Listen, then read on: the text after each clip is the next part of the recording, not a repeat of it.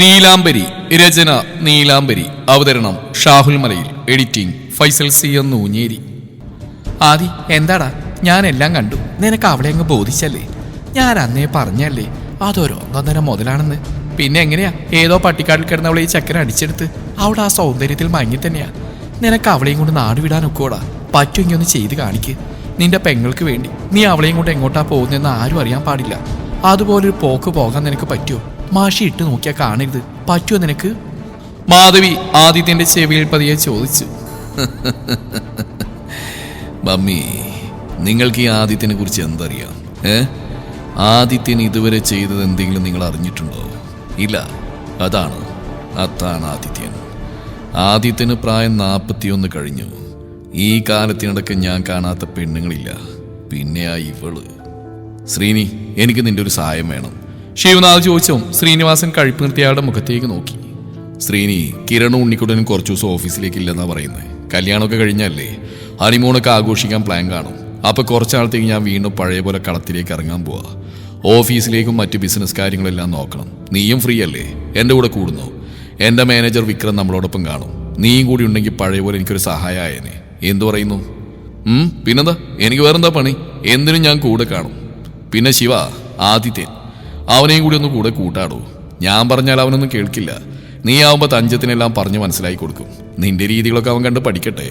അങ്ങനെയാണെങ്കിൽ മാളിൽ എൻ്റെ പേരുള്ള ഷെയർ അവൻ്റെ പേരിലേക്ക് മാറ്റാന്നാ ഞാൻ വിചാരിക്കുന്നത്. എനിക്കിനിയും വയസ്സാങ്കാലത്ത് വയ്യടോ. നിന്റെ മോൻ്റെ കൂടെ അവനൊന്ന് പച്ച പിടിക്കട്ടെ. ആ പറഞ്ഞ ശിവനാഥ മേനോൻ അത്ര രസിച്ചില്ല. എങ്കിലും അയാളൊന്നും പറയാൻ പോയില്ല. ശ്രീനി, ആദിത്യന് പ്രായം ഒത്തിരി ആയില്ലേ? നീ എന്താ അവൻ്റെ വിവാഹക്കാര്യൊന്നും ശ്രദ്ധിക്കാത്ത? ആവണിക്ക് നല്ലൊരു ബന്ധം നോക്കണ്ടേ? ജയേന്ദ്രൻ ചോദിച്ചു. വേണം. ആദിത്യന് പ്രായം 40 കഴിഞ്ഞു. കയ്യിലിരിപ്പോണ്ടാ പെണ്ണിട്ടാത്ത്. ആവണിക്ക് 28 കഴിഞ്ഞു. എനിക്ക് തന്നെ ഇവിടെ 10-65 വയസ്സായി. ശരിയാ, നിനക്കെൻ്റെ അച്ഛൻ്റെ പ്രായമാണെന്നുള്ളത് ഞാനങ്ങ് മറന്നുപോയി. ശ്രീനിയെ കളിയാക്കി ശിവനാഥ് ചിരിച്ചു. ശ്രീനിവാസൻ മുഖം ചുളുക്കി. ശിവ, പ്രായം പറഞ്ഞ് കളിയാക്കിയ കൂട്ടുകാരനാണെന്ന് ഞാൻ നോക്കത്തില്ല. നിന്നെ പോലെ ഞാനും ചെറുപ്രായത്തിലാ കിട്ടിയത്. അതാ എനിക്ക് ഇത്രയും പ്രായത്തിലുള്ള ഒരു മോനുണ്ടായത്. ആയിക്കോട്ടെ, 26 വയസ്സിൽ എനിക്കും ജനിച്ചൊരു മോന്. എൻ്റെ ഉണ്ണിക്കുട്ടന് പ്രായം 30 ആവാറായി. കാലം പോകുന്ന പോക്കേ എനിക്കും ആയി 56. ഈ സംസാരത്തിനിടയിൽ കനകം പതിയെ എഴുന്നേറ്റു. ഇവിടെ ഇരുന്നാൽ മരുമകൻ തന്റെ പ്രായം ചോദിക്കുമെന്നും അത് പിന്നെ എല്ലാവർക്കും അങ്ങ് ആഘോഷിക്കുന്ന അവർക്കറിയാം. പോകുന്ന ശ്രീയുടെ അമ്മ അടുത്ത മാസം 90-ാം പിറന്നാൾ ആഘോഷിക്കാൻ പോവാ. അതിന്റെ വല്ല ക്ഷീണോ അമ്മത്തുണ്ടോ നോക്ക്. 90 നിന്റെ തള്ളയ്ക്ക്. ശിവനാഥിനുള്ള മറുപടിയായി തിരിഞ്ഞു നോക്കാൻ അതും പറഞ്ഞ് കനക എസ്കേപ്പായി. ജാൻ നിലയുടെ കാതിലേക്ക് മുഖം അടുപ്പിച്ച് മൂക്കൊണ്ട് പതിയൊന്ന് ഉരുമി. കഴിച്ചിട്ട് റൂമിലേക്ക് വരണം കേട്ടോ. എന്തിനാ? ആൾ കണ്ണു തുറപ്പിച്ച് അവനെ നോക്കി. എന്തിനാന്ന് നിനക്കറിയില്ലേ? പല്ല് അടിച്ചു പിടിച്ചുള്ള ചിരിയോട് അവൻ പതിയെ പറഞ്ഞു. എനിക്കറിയില്ല, ഞാൻ വരില്ല. എല്ലാവരും എന്തായിരുന്നു എപ്പോഴും ബെഡ്റൂമിൽ തന്നെയാണെന്ന് കരുതില്ലേ? നീ എൻ്റെ ആരാ? വൈഫ് ആണല്ലോ. അപ്പൊ ആരും ഒന്നും കരുതില്ല. കഴിച്ചു കഴിഞ്ഞ് കൈ കഴുകിയിട്ട് പെട്ടെന്ന് വാന്നില്ല. അവൻ എഴുന്നേറ്റ് പോയതും അവളും അവന്റെ പുറകെ പതിയെ എഴുന്നേറ്റു. ജാൻ വേഗത്തിൽ സ്റ്റെപ്പ് കയറി മുകളിലേക്ക് പോയതും ഒന്നും അടിച്ചുകൊണ്ട് എല്ലാവരെയും നോക്കി പതിയെ അവളും സ്റ്റെപ്പ് കയറി. മുകളിലെത്തിയ നിമിഷം ആരോ വന്ന് അവളുടെ ദേഹത്തേക്ക് ശക്തിയിൽ ഇടിച്ചു. അവളൊന്ന് പിന്നിലേക്ക് വേച്ചുകൊണ്ട് ഒരു ഞെട്ടിലോടെ മുഖം ഉയർത്തി നോക്കി. മുന്നിൽ നിൽക്കുന്ന ആദിത്യനെ കണ്ടതും അവളുടെ മുഖം ചുളിഞ്ഞു. സോറി, ഞാൻ കണ്ടില്ല. വേദനിച്ചോ നീലാംബരി കുട്ടിക്ക്? എവിടെയാ ഒരു വഷളം ചിരിയോടെ അവൾ അടിമുടി നോക്കി ആദിത്യം പറഞ്ഞു തുടങ്ങിയതും നീലാംബരിയുടെ കൈത്തണ്ടിൽ പിടിച്ച് ഒരുവൻ അവളുടെ ദേഹത്തേക്ക് ചേർത്ത് വെച്ചിരുന്നു. മുന്നിൽ വലിഞ്ഞു മുറുകിയ മുഖമായി നിൽക്കുന്ന ജാനെ കണ്ട ആദിത്യനൊന്ന് പരിങ്ങി. ഞാൻ കണ്ടില്ല. പെട്ടെന്ന് അറിയാതെ നീലാംബരി ജയ് ശിവനാഥ മേനോൻ.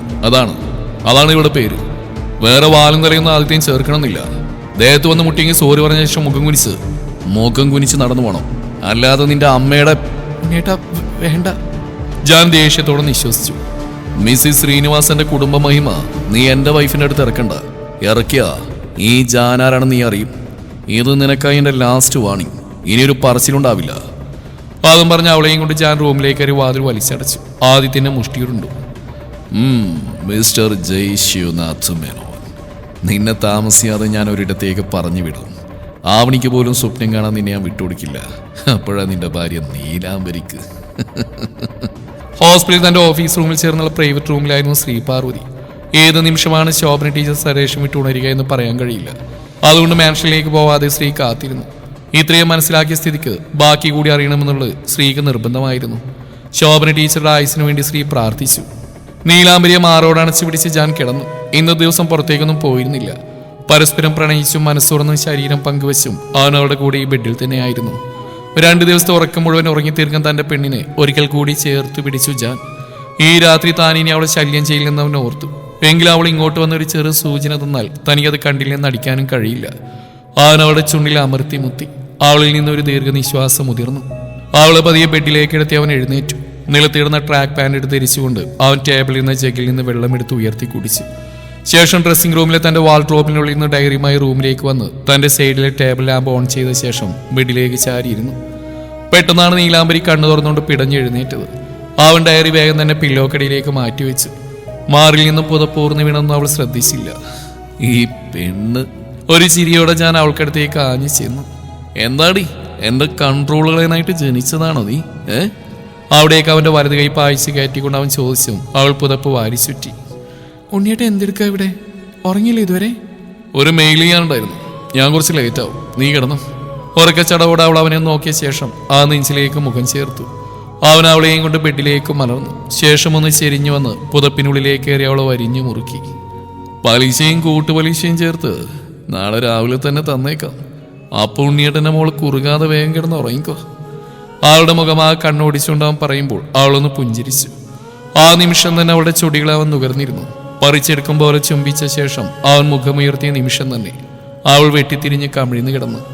ചുമന്നേറിയ തന്റെ മുഖം കണ്ടാൽ പിന്നെ മെയിലയക്കുന്ന പരിപാടി അവൻ മാറ്റിവെക്കുന്ന അവൾക്കറിയാം. കമിഴ്ന്നു കിടക്കുന്ന പെണ്ണിന്റെ ചെവിയിലേക്ക് അവൻ ചുണ്ടു ചേർത്തു. നില, I will give you 5 types of pills 10 times a day. Won't you take them? കാറ്റുപോലെ അവൻ പറഞ്ഞതും അവളൊന്ന് ചിരിച്ചുപോയി. വർഷത്തിനും പറയാൻ പോയി മെയിലയക്കാൻ നോക്കി ജാൻ സാറേ. അത് കേട്ട് അവനൊന്ന് ചിരിച്ചു. നീലാംബരി ഉറങ്ങിയെന്ന് പൂർണ്ണബോധ്യമായ നിമിഷം അവൻ ആ ഡയറി കയ്യിലെടുത്തു. Nath Menon flash back.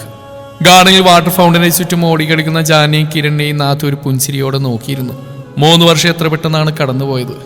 നടക്കാൻ കഴിയാത്ത 2 വയസ്സുകാരൻ കിരണിനെ ഒരു ഹോസ്പിറ്റൽ 6 മാസത്തോളം ഫിസിയോതെറാപ്പിക്ക് വിധേയമാക്കിയ ശേഷമാണ് കിരൺ പിച്ച വെച്ച് തുടങ്ങിയത്. അവന്റെ കാലുകൾക്ക് ശേഷിക്കുറവൊന്നും ഉണ്ടായിരുന്നില്ല. മതിയായ സംരക്ഷണമോ ചികിത്സയോ കിട്ടാഞ്ഞിട്ടാവണം കുഞ്ഞു കിരൺ നടക്കാൻ മടിച്ചത്. പക്ഷെ 6 മാസം കൊണ്ട് അവനൊന്ന മാറ്റത്തിൽ ആദ്യമൊക്കെ നാഥിന് അത്ഭുതമായിരുന്നു. ആദ്യ ദിവസങ്ങളിൽ പേടിച്ചരണ്ട് കരയുന്ന കുട്ടിക്ക് അമ്മയും അച്ഛനൊക്കെ നാഥ് തന്നെയായിരുന്നു. 2.5 വയസ്സിലാണ് കിരണിനെയും കൊണ്ട് നാഥ് തിരികെ മാൻഷനിലെത്തിയത്. ആ രാത്രി സ്ത്രീയുടെ കരങ്ങളിൽ അവനെ ഏൽപ്പിക്കുമ്പോൾ മുതൽ ഒരമ്മയുടെ കരുതൽ അവൻ അറിഞ്ഞു തുടങ്ങിയിരുന്നു.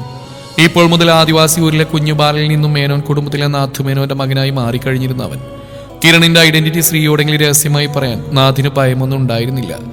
പക്ഷേ എന്നെങ്കിലും ഒരിക്കൽ താൻ ഒരു അനാഥനാണെന്നും ഈ മാൻഷനെ ഇവിടുത്തെ ആളുകളും തനിക്ക് അന്യരായിരുന്നു എന്നും കിരൺ മനസ്സിലാക്കി കഴിഞ്ഞാൽ താൻ അവനെ രക്ഷിച്ചതിനും സ്നേഹിച്ചതിനും അർത്ഥമില്ലാതെയാവുമെന്ന് നാഥു ഭയന്നു. ഇടയ്ക്കിടയ്ക്ക് കുഞ്ഞു കിരണിന്റെ മനസ്സിലേക്ക് കടന്നു വരുന്ന പഴയ ഓർമ്മകൾ പോലും ആദ്യം നാഥിന് ആശങ്കയിലായിത്തീരുന്നു. പിന്നീട് അവനിൽ നിന്ന് ആ പഴയ ഓർമ്മകൾ എന്നേക്കുമായി മാഞ്ഞു പോകുമ്പോൾ അതോർത്ത് നാഥ് സമാധാനിച്ചു. 3 വയസ്സ് കഴിഞ്ഞാണ് അവൻ സംസാരിച്ചു തുടങ്ങിയതും. മാൻഷനിലുള്ളവരുടെ കണ്ണിലുണ്ണിയാണ് ഇപ്പോൾ കിരൺ, ശ്രീയമ്മയുടെ പൊന്നോമനയും. അച്ഛാ, ഈ ജാൻ ഇവനെ തല്ലി. കിരൺ ഓടി വന്ന് പറഞ്ഞു. നാഥ് തലയിരിച്ച് ജാനിയെ നോക്കി. ആരെയും കൂസാതെ ഒരേ നിൽപ്പാണ് കക്ഷി. ജാൻ. Yes uncle. നീ കിരണിനെ തല്ലിയോ? ആ തല്ലി, ഇനിയും തല്ലും. എന്തിനാ മോനികളെ തല്ലിയേ? ഇവൻ പഠിക്കാൻ വിളിച്ചിട്ട് വരുന്നില്ല. He doesn't want to study, he wants to play. ജാൻ പറയുന്ന കേട്ട് നാഥ് ചിരിയോടെ ജാനെ നോക്കി. എന്റെ സായിപ്പ് എവിടെടാ? നാഥ് സ്നേഹത്തോടെ ജാനെ ചേർത്ത് പിടിച്ചു. ഒപ്പം കിരണിനെയും. എന്റെ കുടുംബന്മാരെ, എന്റെ മക്കൾ ഈ ഉള്ളവനൊരു വാക്ക് തരണം, തരുമോ? തരാലോ അച്ഛാ. കിരൺ അയാളുടെ തോളിൽ തൂങ്ങി. അച്ഛനും ശിവയെങ്കിലും എങ്ങനെയാണോ അതുപോലെ ആയിരിക്കണം എന്റെ മുത്തുമണികൾ. ആകാശവും ഭൂമിയും പോലെ, മിന്നലും ഇടിയും പോലെ, തിങ്കളും നിലാവും പോലെ, വസന്തവും പൂക്കളും പോലെ, കാറ്റും പ്രകൃതിയും പോലെ, മഴയും മണ്ണും പോലെ, എന്നും എപ്പോഴും മരണം വരെയും. പ്രോമിസ് ചെയ്യാം. പ്രോമിസ്. കിരൺ നാഥ് നീട്ടിയ കൈകളിലേക്ക് അടിച്ചു. പക്ഷേ ജാൻ അവൻ നാഥിനെ ഉറ്റുനോക്കി. I won't promise until I follow through because I want to show it. Jan പറഞ്ഞൊരു പൊട്ടിച്ചിരിയോടെ നാഥ് ജാനെ ചുറ്റിപ്പിടിച്ചു. എന്റെ സായിപ്പേ. ജാനെയും കിരണിനെയും ഇരുമാറിലും ചേർത്ത് പിടിച്ച് ഗാർഡനിൽ നിലത്തായി കിടന്നുറങ്ങുന്ന നാഥിനെ കണ്ടുകൊണ്ടാണ് ശിവനാഥ് മേനോന് ശ്രീയോ അവിടേക്ക് വന്ന്. ഡാ, പിള്ളേരെ കൊണ്ട് നിലത്തെടുക്കാടാ. ഉറങ്ങിക്കിടക്കുന്നവന്റെ പള്ളയിൽ കാലുകൊണ്ട് തോണ്ടി ശിവനാഥ് ഉറക്കെ പറഞ്ഞു. എന്താടാ പുല്ലേ നിനക്ക്? ഉറങ്ങാനും സമ്മതിക്കില്ലേ? എനിക്കും എന്റെ പിള്ളേർക്കും ഇല്ലാത്ത എന്താടാ നിനക്ക്? പോടാ. ശിവനാഥിനെ ഓടിച്ചു വിട്ടു നാഥ്. അതെ, പോകുന്നില്ലേ? ശ്രീ കേൾക്കാതെ ശിവനാഥ് പതിയെ ചോദിച്ചു. ആ പോ, നീ പോയി. ഒരു തണുപ്പമട്ടിൽ പറഞ്ഞ ശേഷം നാദ് കണ്ണുകൾ പൂട്ടി. എവിടെ പോകുന്ന കാര്യ രണ്ടും കൂടി പ്ലാൻ ചെയ്യുന്നേ? പറ, ഞാനും കൂടി അറിയട്ടെ. ശ്രീ അവിടേക്ക് വന്നു. നാദ് കണ്ണടച്ചതിനെ കിടന്നു. ശിവനാഥ് പാട്ടും പാടി കാറിൽ നിന്ന് എസ്കേപ്പ് അടിച്ചു. ഏട്ടാ വീണ്ടും പോവാണോ? എടി പെണ്ണെ, ദൂരേക്ക് പോക്കുക ഞാൻ നിർത്തി. ഈ ലോകം മുഴുവൻ കറങ്ങി എനിക്കിനി എൻ്റെ ലോകം ദേ ഈ ഇടമലം കിടക്കുന്ന എൻ്റെ പിള്ളേരാടി. പിള്ളേർക്ക് ഒരു അമ്മ കൂടിയായ പൊളിക്കും. ഏട്ടാ ശ്രീ ഒരു താളത്തിൽ പറഞ്ഞുകൊണ്ട് അവൻ്റെ അടുത്തേക്ക് ഇരുന്ന് വിളിച്ചു. എന്താടി മോളെ? കിരൺ മോൻ്റെ അമ്മയെ പറ്റി എന്തെങ്കിലും ഒന്ന് പറ. ഞാൻ പോകാം അവളെ കാണാൻ. കാല് പിടിച്ചിട്ടാണ് ഞാൻ കൂട്ടി വരാം അവളെ. ശ്രീ, ഈ ടോപ്പിക് ഇവിടെ വേണ്ട. ഞാൻ ഓൾറെഡി പറഞ്ഞു കഴിഞ്ഞു. എൻ്റെ മോനെ അച്ഛൻ മാത്രം മതി. അമ്മ എന്ന പേര് പറഞ്ഞ് എൻ്റെ കുഞ്ഞിൻ്റെ മനസ്സ് വിഷമിപ്പിക്കരുത്, കേട്ടല്ലോ? അവള് പോയി, നീ അവൻ്റെ അമ്മ. That's it. ഓക്കെ ഞാനൊന്നും പറയുന്നില്ല. അതുപോട്ടെ, എവിടെയെങ്കിലും പോകാൻ പ്ലാൻ ഉണ്ട് രണ്ടുപേർക്കും? അവനില്ല, ഞാൻ മാത്രം. അവൻ വലിയ ബിസിനസ് ആമനായിട്ടല്ലേ. ഞാനൊന്ന് കേരളം ചുറ്റി വരാമെന്നാണ് കരുതുന്നത്. ഇത്രയും കാലങ്ങൾക്കിടയിൽ ആ ഒരു സാഹസം മാത്രം ഞാൻ ചെയ്തില്ല. ഒന്ന് കറങ്ങി തിരിഞ്ഞ് 1 വർഷം കൊണ്ട് എല്ലാ യാത്രകളും അവസാനിപ്പിക്കണം. എന്നിട്ട് ഞാൻ ഇറങ്ങാം ശിവയുടെ കൂടെ ബിസിനസ്സിലേക്ക്. എന്താ നിന്റെ അഭിപ്രായം? ശ്രീയെ നോക്കിയൊരു ചെറു ചിരിയോടെ നാഥ് ചോദിച്ചു. ശ്രീ നോക്കിയത് ഗാർഡനിൽ പാട്ടും പാടി നടക്കുന്ന ശിവനാഥിനെയാണ്. സൂപ്പർ, നല്ല അഭിപ്രായം. അതോടെ മേനൻസ് കൂടുതൽ പച്ച പിടിക്കും. ശിവേട്ടനോട് പറഞ്ഞോ? ശിവേട്ടന് സന്തോഷാവും. പറഞ്ഞായിരുന്നു. അപ്പോൾ ഒന്നിൽ ചോദിച്ചുകൊണ്ട് എടുക്കുക ഞാൻ എന്നാ നാട് വിറ്റാൻ പോകുന്നെന്ന്. ഞാൻ ചോദിച്ചു കൂടെ പോരുന്നോന്ന്. അപ്പോൾ പറയാം നോക്കട്ടെ എന്ന്. വരുന്നേ വരട്ടെ. അവൻ്റെ മൈൻഡൊന്ന് റിലാക്സ് ആവട്ടെ. നീ എതിരൊന്നും പറയാൻ പോരുത്. അല്ലെങ്കിൽ ഒറ്റയ്ക്ക് സഞ്ചരിച്ച് ഞാൻ മടുത്തു. ഒരു ചേഞ്ചൊക്കെ ആഗ്രഹിക്കാത്ത എൻ്റെ ശിവേട്ടനെ ഞാൻ വിടില്ല. അടുത്ത വർഷം മേനോൻ ഹോസ്പിറ്റൽ ഞാൻ ഏറ്റെടുക്കാൻ പോവാം. അപ്പോൾ ശിവേട്ടൻ്റെ സഹായം എനിക്ക് വേണ്ടി വരും. പരിഭവത്തോടെ ശ്രീ പറഞ്ഞു. നാദും ചിരിച്ചു. അടുത്ത വർഷമല്ലേടി, അപ്പം ഞാനും കാണും. ഞാൻ സഹായിക്കടി നിന്നെ. എങ്കിലും എനിക്ക് ശിവേട്ടനാ പറ്റില്ല. ശ്രീ ചിണുങ്ങി. നിന്റെ കെട്ടിയനെ ഞാൻ പൂട്ടും മോളെ. ഞാൻ പൊക്കെന്ന് പറഞ്ഞാലേ പൊക്കിയിരിക്കും, നീ പോലും അറിയില്ല. താമസിയാതെ നാഥ് എല്ലാവരോടും യാത്ര പറഞ്ഞിറങ്ങി. 1 വർഷക്കാലം കേരളത്തിൽ അദ്ദേഹം ചുറ്റിയടക്കാത്ത ജില്ലകൾ ചുരുക്കമായി. നിത്യഹരിത വനങ്ങളും മഴക്കാടുകളും ഇലപൊഴിയും വനങ്ങളും കണ്ടൽക്കാടുകളും പുൽമേടുകളും എല്ലാം അദ്ദേഹത്തിന്റെ ക്യാമറ കണ്ണുകൾ ഒപ്പിയെടുത്തു. തിരുവനന്തപുരം ജില്ലയിലെ പൊന്മുടിയിൽ അതിഥി മന്ദിരത്തിനടുത്തുള്ള അതിമനോഹരമായ ഹിഡൻ സ്പോട്ട്. അവിടുത്തെ വീതിയുള്ള പടവുകളിൽ പ്രകൃതിയോട് അലിഞ്ഞു ചേർന്ന് വാനം നോക്കി കിടക്കുമ്പോൾ അടുത്തൊരു കാൽപ്പെരുമാറ്റം കേട്ടാണ് നാഥ് പെട്ടെന്ന് എഴുന്നേറ്റത്. പ്രേമൻ, നീ? എടോ താനെന്താ ഇവിടെ? എനിക്ക് വിശ്വസിക്കാൻ പറ്റുന്നില്ല. എത്ര കൊല്ലമായിടോ തന്നെ കണ്ടിട്ട്? പ്രേമൻ അമ്പരപ്പോടെ നാഥിന്റെ തോളിൽ പിടിച്ചുവലിച്ചുകൊണ്ട് ചോദിച്ചു. ഞാനൊട്ടും പ്രതീക്ഷയില്ല. താനെന്ന നമ്പറിന്റെ കയ്യിൽ നിന്ന് മിസ്സായി. അദ്ദേഹം വിളിക്കാത്ത. തനിക്കൊരു മാറ്റമില്ലല്ലോടോ. അതുപോലെ തന്നെ എനിക്കാണിതേ നരവീണ് തുടങ്ങി. അന്ന് പറഞ്ഞ പോലെ രാജ്യം വീട്ടിൽ ഇറങ്ങി ഇറങ്ങിയിട്ടും ഈ കൊച്ചു കേരളം ചുറ്റാൻ ഇപ്പോഴെങ്കിലും സമയം കിട്ടിയല്ലോ. ശരിക്കും താൻ കേരളം ചുറ്റാൻ തന്നെ ഇറങ്ങിയാണോ? കഴിഞ്ഞു. ഇത് അവസാനത്തെ ശരില്ല. ഇന്ന് തിരികെ പോകണം. അതോടെ ഊരുതിൻ്റെ ഇടയ്ക്കൽ അവസാനിച്ചു. ഒരാവേശത്തിന്റെ പുറത്ത് നാഥങ്ങ് പറഞ്ഞുപോയി. തിരികെ എവിടേക്ക് പോകുന്ന കാര്യ? നാഥന് ഫാമിലി ആയോ? ആ മോൻ കിരൺ, അവനിപ്പോ എവിടെയാ? പഴയ ഓർമ്മയിൽ പ്രേമന് ചോദിക്കാതിരിക്കാൻ കഴിഞ്ഞില്ല. പക്ഷെ നാഥന് പതർച്ചയൊന്നും ഉണ്ടായില്ല. വർഷങ്ങളായി പറയുന്ന നുണയാണ് താനൊരു അനാഥനാണെന്നുള്ളത്. ഉണ്ട്, എൻ്റെ കൂടെ ഉണ്ട്. ഫാമിലി ഒന്നും ആയിട്ടില്ല. പക്ഷെ എൻ്റെ സുഹൃത്തിൻ്റെ വീട്ടിലെ ആൾ സുഖമായിട്ട് ഇരിക്കുന്നുണ്ട്. മലയാളമൊക്കെ പറയും, മിടുക്കനാ. 2nd സ്റ്റാൻഡേർഡിലാണ് പഠിക്കുന്നത്. 6 വയസ്സ് കഴിഞ്ഞു. അല്ല, താനൊറ്റക്കാണോ?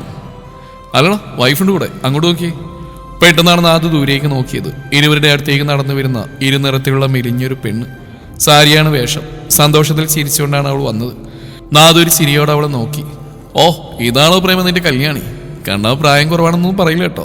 തനിക്ക് മേശ തന്നെയാ. നാഥ് പറഞ്ഞതും അവളും പ്രേമനൊന്ന് പരിങ്ങി. അത് നാഥ, ഇവള് കല്യാണിയല്ല. അവള് മറ്റൊരുവനെ വിവാഹം കഴിച്ചത്.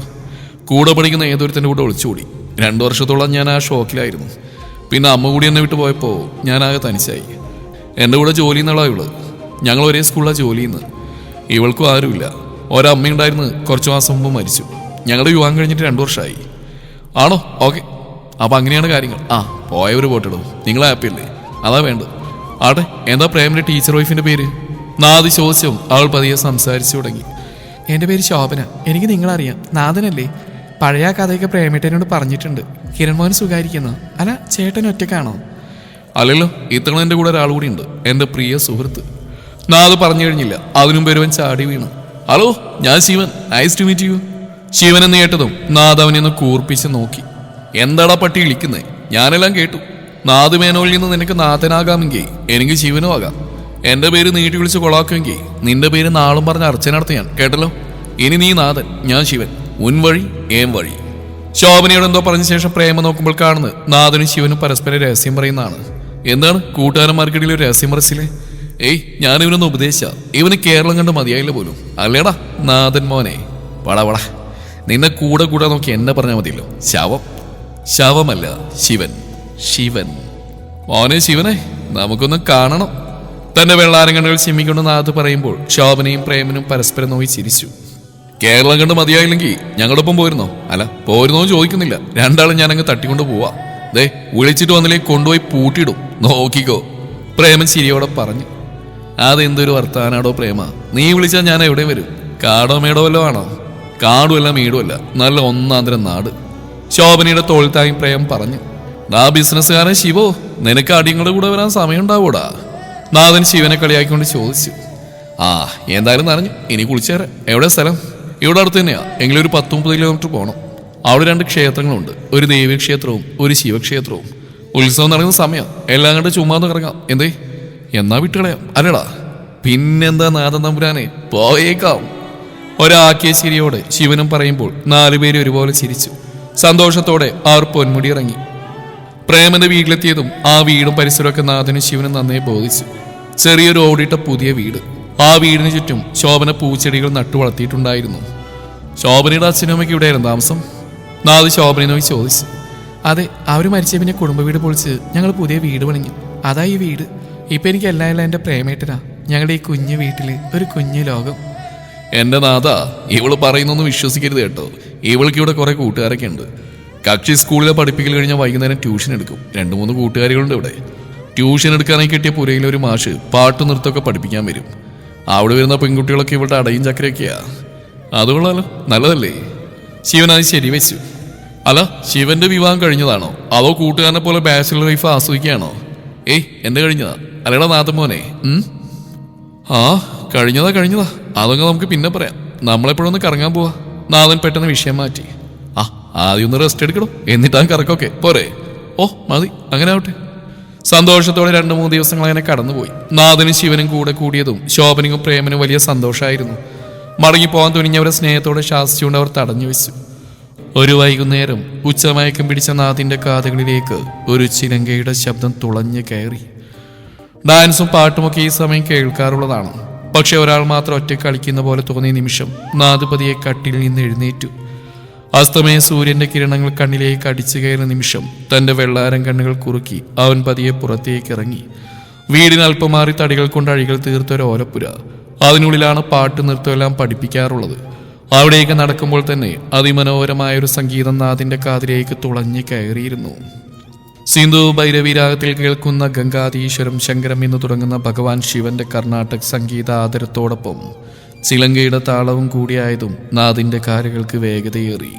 വലിയ തടിയഴികൾക്കുള്ളിലൂടെ അരിച്ചിറങ്ങുന്ന അസ്തമന സൂര്യന്റെ ചുവപ്പ് കിരണങ്ങൾ ആ ഇരുട്ടുമുറിയിൽ തിളങ്ങുന്നതെന്തിലോ തട്ടി അവന്റെ വെള്ളാരം കണ്ണുകളിൽ പ്രതിഫലിച്ച നിമിഷം ഒന്ന് മുഖം വെട്ടിച്ച് അവൻ ഒരിക്കൽ കൂടി നോക്കി. കറുത്ത ധാവണിയായിരുന്നു അവളുടെ വേഷം. ധാവണി ഷോളിന്റെ തുമ്പ് കൊണ്ട് കണ്ണുകൾ മാത്രം കാണുന്ന വിധത്തിൽ മുഖം മറച്ചവൾ സംഗീതത്തിന്റെ താളത്തിനൊത്ത് ചുവട് വയ്ക്കുന്നു. അതിനൊത്ത് അവിടെ കറുത്തിരണ്ട ചുരുളം മുടി നിതമ്പും കവിഞ്ഞാടി ഉലയുന്നു. ഒന്ന് വട്ടമിട്ട് കറങ്ങിയവൾ കാണുന്നത് 2 വെള്ളാരം കണ്ണുകൾ മാത്രമാണ്. അഴികൾക്കിടയിലൂടെ പുറത്തുനിന്നും ആരോ തന്നെ ഉറ്റുനോക്കുന്നു എന്നും മനസ്സിലായതും ഭയന്നേളിച്ച അവളുടെ കണ്ണുകൾ ഒരു പിടപ്പോടെ അവനെ തന്നെ നോക്കി നിന്നുപോയി. അഴികളിലൂടെ 2 കണ്ണുകൾ മാത്രമേ അന്നേരം അവൾ കണ്ടുള്ളൂ. സൂര്യപ്രകാശത്തിൽ അവളുടെ ചെമ്മൻ മിഴികൾ അതിലും നേർത്തതായി അവന്റെ വെള്ളാരം കണ്ണുകളുമായി കോർത്ത നിമിഷം അവന്റെ ഹൃദയം ഇപ്പോൾ നിലച്ചു പോകുമെന്ന് തോന്നിപ്പോയി അവന്. ഒരു പിടച്ചിലോടെ അവൾ നിലത്തിരുന്ന് കാൽ കെട്ടിയ ചിലങ്കകൾ അഴിക്കാൻ തിടുക്കം കൂട്ടി. കൂടെ അവനെ നോക്കി ഭയത്തോടെ അവൾ ചെയ്യുന്ന പ്രവൃത്തികൾ അവനൊരു കൗതുകത്തോടെ നോക്കി നിന്നുപോയി. ചിലങ്ക അഴിച്ച് അവിടെയുള്ളൊരു മേശമേൽ വെച്ചുകൊണ്ട് അവൾ പുറത്തേക്കിറങ്ങി ഓടാൻ ശ്രമിക്കുമ്പോൾ അവൾ പിടപ്പോടെ നോക്കുന്നുണ്ടായിരുന്നു. അവൾ നിൽക്കുന്ന തടിയഴകളിൽ തീർത്ത വാതിൽക്കലാണെന്ന്. വാതിൽ വലിച്ചുറന്ന് മുന്നോട്ടോടാൻ തുനിഞ്ഞവൾ പാവാടത്തുമ്പിൽ കാൽ തട്ടി മുന്നോട്ട് ആഞ്ഞുപോയ നിമിഷം 2 കൈകൾ അവളെ താങ്ങുന്നവൾ അറിഞ്ഞു.